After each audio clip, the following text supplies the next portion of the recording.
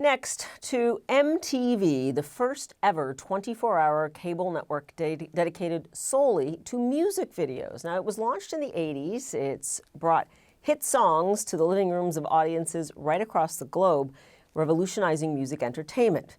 Now, under Paramount and competing against online streaming platforms, MTV is shutting down its European music channels by the end of the year, bringing that chapter of pop culture to a close. Tom Freston is a co-founder of the once beloved video channel and former CEO of Viacom. And his new memoir, Unplugged, reflects on the birth of MTV and his career. Here he is with Walter Isaacson. Thank you, Paula, and Tom Freston, welcome to the show. Great to be here, Walter. Nice to see you.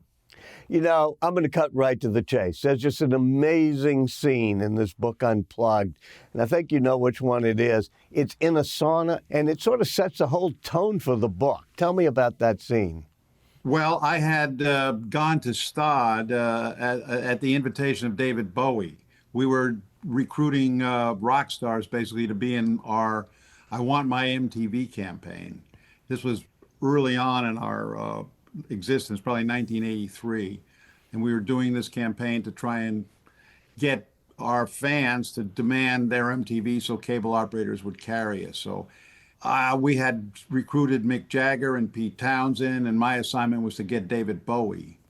And I called his manager, and she said, well, you know, David's skiing in Stade, and if you want to come over here, he'll do it.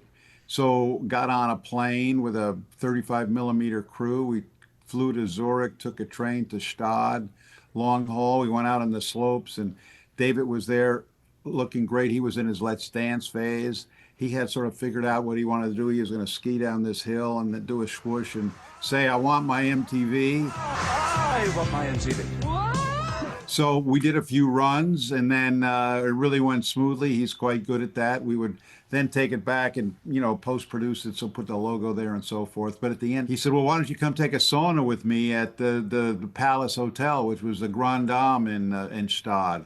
And I was staying in basically like a cut above a youth hostel. I went back and told my my compatriots in the crew, I said, you know, see you losers later. I'm going to go to take a day of sauna with David Bowie in the spa at the Palace Hotel. And when I show up there, you know, get down, I have a towel around me, and we both walk into the sauna. It's really steamy. There's one other guy in there. He's up like on a shelf, basically, up in the back. And it turns out it's Paul McCartney. Well, wait, here's one reason I asked you to tell that story, because in normal hands, this would be place dropping, you know, Stade and Paul McCartney and name dropping and everything else. But one of the things you say in the book is that by hitchhiking around, being an adventurer, you learned a sense of humility. And there's a self-deprecating quality in the book that makes all these famous names and places become funny as opposed to arrogant or name-dropping. Yeah, it wasn't being arrogant or name-dropping, but those were the two guys of the whole sort of rock and roll pantheon that I was the most intimidated by. Normally, I wasn't that starstruck, but I sat in the sauna, and they wanted to know about MTV because neither of them had really seen it. We talked about this and that and threw some water on the rocks, and for a half hour, little Tom from, you know, my home, Roehampton, Connecticut, was in there with these two huge stars, and they couldn't have been nicer. It was a great experience and probably one of my greatest stories of all my years there. So wait, let's get from Roehampton, Connecticut, suburban kid growing up in a very conventional thing. How all of a sudden, forget about getting to Stade, how all of a sudden were you hitchhiking around the world and doing all these adventures? Where did that risk gene come from? Well, one that had sort of a pent-up desire to travel. My dad never wanted to go anywhere, so I really went nowhere as a kid. I went off to college and learned how to, you know, in those days you could hitchhike. So I found this freedom on the road, and I had sort of fallen in love with the literature of the beats, where, you know, experience was the thing, and you could travel and get out on the road. It's the great classroom, and I gradually built up confidence that I could kind of go anywhere. I was working in an ad agency, and they were going to assign me to Charmin toilet paper, of all things, which wasn't a pleasant. And I had a moment. I said, man, I can't do this. I mean, but then this girl called me from Paris who I knew, an old girlfriend. She says, forget it. You can't sell toilet paper. Come with me. I'm going to cross the Sahara. And that sounded like a good idea. I quit my job a week. I was on a plane a week later. And you say you got off the ferry in Tangier, you're right. And as soon as I disembarked, I was hit with a high. I would chase the rest of my life the peculiar joy of disorientation. Explain that one to me. Well, you could say it's a bit of culture shock. I had never really been anywhere before that seemed that unusual. And when you're in a place where you don't know where you are, essentially, everything seems a lot more vivid and alive. You hear the call to prayer and you think you're in some kind of time capsule. So I love the feeling of being uncomfortable and then having to adjust to this new altitude. And I would spend a lot of my life in places in what we used to call the third world, traveling around and being in environments that were radically different from everything I had grown up and been around, beforehand. So how did MTV get started? Well, it got started with the Warner Communications and American Express had a joint venture called Warner-Amex, and cable TV was just getting really started. The notion was, rather than be a broadcaster, we're going to have specialized channels for all these niches for specialized audiences. And we were sort of the tip of the spear in that group as cable was being laid across the country. And it was, cable didn't really reach the big cities, until years later. But in the early 80s, that's when these brands that we know today, like ESPN and MTV, really got formed and started. And it was all very entrepreneurial and seat of your pants and really done on a low cost. MTV was not just a business, it was actually a cultural revolution. It just changed the way music was. When you helped found it and then ran it, did you see it as just another cable business enterprise, or did you see there was some sort of mission there? Oh, no, we were on a mission. I mean, everyone who worked there, and we worked for very little money. We were like on a crusade. We wanted to sweep the nation and then ultimately the world with this new musical invention that we thought was irresistible. We believed in the power of music. Music was a real powerful force at the time. There had been nothing like this on television. People had never really seen music videos, so it was like a whole new visual vocabulary we were throwing at people. And it's hard to think today how revolutionary MTV was in its earlier years, but it really was unlike anything people had seen before on television. So people would spend untold hours watching MTV, and it really generated a creative renaissance in the video business and the music business, and it became a real force. We became like the biggest radio station in the nation, and then we drove it internationally. We became the world's first really international network. CNN was international, but they were mostly in hotels. We actually had 50 versions in different languages set up in different countries. It really went out to people's homes. Well, I remember when MTV would just create hits. Somebody like myself say, okay, this just came out, I'm going to get it. Nowadays, with so much niche media and streaming and everything else, how has that changed the way music hits can be created? It makes it really difficult. I mean, there's more people making music that seems less remarkable. There used to be 40 record companies. Now there's like 2.5 record companies, basically. And there is no monoculture. There is no massive medium. I mean, Taylor Swift is really the exception to the case. A couple of others that really cross over to different demographics. It's hard to discover new music. I mean, if you're younger, you get it through word of mouth. But if you're an older person in your 30s, 40s, 50s, it's hard to really know where new music's coming from. People tend to go onto Spotify and listen to artists and get into this kind of algorithm. And you don't really get exposure to different types of music other than the type you started listening to in the first place. One of the other things you helped start was, of course, Comedy Central.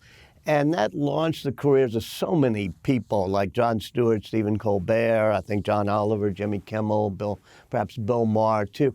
And all of them became very much, in some ways, political, defining not just humor, but the politics of it. I think South Park was part of that whole thing. South Park, yeah. Yeah, and it's part of now the cultural resistance, both of the Trump administration and other things. Are you surprised that comedians have emerged as sort of the resistance? Yes, going back to the late 60s and early 70s when there was resistance to the war and to Richard Nixon, it was largely musicians who kind of led the charge and certain cultural figures. It certainly wasn't comedians. Comedians then really didn't have this type of edge. Right now, you don't hear anything from musicians. I mean, no one's standing up at these comedians. They are the front line. And I really got to say, all of these people, the leaders of this new line of resistance, throw Dave Chappelle in there also, all got their TV start on Comedy Central. Amy Schumer's another one. And they have a big impact. I mean, you saw the impact they had and the kind of following they've been able to establish when you saw ABC drop Jimmy Kimmel and had to put it back on. Yeah, but let's drill down on that. Are you worried about the pressure? I mean, ABC had to drop Jimmy Kimmel partly because of the administration, some blowback on politics. Are you fearful that we're getting to suppress the type of free speech that makes comedy so important? Yeah, yes and no. I mean, in this Jimmy Kimmel instance, I mean, I think in the calculus of ABC determining what to do, they left out one cohort, which was the audience. And I just know from experience from the early MTV days when we used to be thrown off cable systems for one reason or another, the fans would always demand it to get back. Sometimes we would fan the flames of their discontent, but, they're very powerful. And you saw in the case here, they canceled, 1.5 million streaming subscriptions for Disney. They did a lot of reputational and economic damage. So you can't just, I don't think it's that easy. Yes, you could smother it if you really want to be ruthless, but these comedians, it's going to be hard to suppress them unless they start carting away these people and sending them to El Salvador. I don't see that they're going to shut them up. Throughout this book, I watch you as sort of rebellious against all the corporate overlords you have to deal with when you're at MTV, Comedy Central, dealing with Viacom and Paramount. And then, as if the good Lord had a perverse sense of humor, suddenly you become the CEO. What was it like moving from being a rebellious division head to somebody who had to be a CEO of well, it was a change. It was a change for me because running MTV Networks, where every one of our networks was sort of out of the mainstream and on the sidelines, and sort of erratic and experimental, and now I'm having to deal with creative people and animators. It was a place where everything I loved kind of came together. But when I got elevated to CEO of Viacom, all of a sudden now I'm dealing with bankers, I'm dealing with Wall Street, I'm dealing with earning calls, a whole bunch of other things. It was a necessary step. I mean, someone said, well, you can't stay a child forever, but it seemed to be something I liked more. But I was able to kind of get going and get in the groove, and I thought it'd be a way to kind of improve my skill set and move my career ahead. But I only had eight months at it before I was cashiered. Yeah, but you said even when you took over as CEO of Viacom, you said, I knew I was going to be fired. Why was that? Well, my boss, Sumner Redstone, he'd fired all my predecessors. I mean, he was a very, he always do it on holiday weekends, which I thought there was a Frank Biondi, who was a really competent guy, did a great job, but he began to get a little more attention than Sumner liked, so he was out. He was out like on a memorial on a 4th of July weekend. And then Mel Karmazin came in, who was a very able, extremely able guy. We love Mel. He got fired. He got fired on the 4th of July.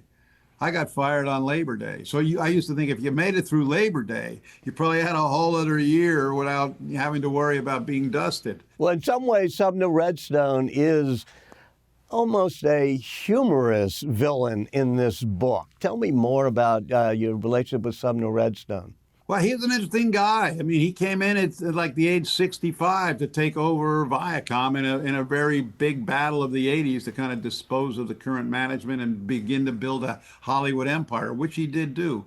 He was very smart. He was very tenacious. He was a lawyer who wasn't afraid to sue anybody. He made lawsuits like a whole new profit center. He'd be suing half our customers. And I got along with him because primarily I had gone to see him before he took over the company and gave him a bill of goods about what we could be if we just had the right resources, which he provided us. And he kind of let us run with a pretty light hand. I mean, I think it was 65, 70 quarters in a row we delivered. So I was not a problem to him. people who were out pretty fast. And he had a sense of humor. He wasn't like the worst guy to be around, but he could be ruthless when he wanted to. But there always seemed to be a thing he wanted to be in charge, so he was not going to take it. At the end, he wanted to fire Tom Cruise. That's when things started to unravel between me and him, because he thought Mission Impossible didn't do as well as it was because he was jumping up and down on Oprah's couch and destroying his reputation, that people hated him. But we told him, he went out and told the Wall Street Journal, I'm firing Tom Cruise. But we said, Tom Cruise doesn't really work for you. It's not actually something you can do. Sumner Redstone's daughter, Sherry Redstone, just sold your old company, Paramount, and settled lawsuits with Donald Trump in order to get it through and stuff. Tell me what you think of the way she handled that. Well, I was not a fan. I mean, she really bent the knee and almost started a trend that we saw affect a lot of other, media consolidations and things. I think she felt the drumbeat of this thing coming, which if she didn't close this deal by October 1st, she would have to pay the Ellisons, David Ellison and his father, a $400 million kill fee, which is a lot of money, which would have put an already suffering Paramount into more of a death spiral. And the only way she was going to get it done and pass the FCC was to be nice to Donald Trump. And that's what she did. And in the process, compromised what had been one of the great television news organizations that the country had ever seen. So it was a disappointment, big disappointment to the people who worked there. Looking at today's cultural landscape with streaming wars, algorithm-driven content, we don't have shared cultural things like MTV creating a hit on any given week. What is that going to do to storytelling and creativity? Well, good storytelling, if you're a good storyteller, you can still have a hit. I mean, we see that now. There's hits on these various streaming services. The problem is, as a consumer, there's just so many more choices than there ever used to be. But if you have a hit, which is really the rare thing, word will get around and more people will watch it. But it's harder to have a hit record. It's harder to have a hit TV show, and it's not as if people aren't looking, but the attention spans are short. Social media is a bigger factor. People keep saying how interesting TikTok is. And if you ever spend any time on TikTok, maybe I'm just talking like an old person, there doesn't seem to be a lot to engage you there other than that quick sensationalism and moving along. But if you have something good and you're in the mood, people will sit down and watch a long movie or or spend 50 hours going through an episodic television series. Tom Freston, thank you so much for joining us. It's good, Walter. Nice to talk to you. Thank you.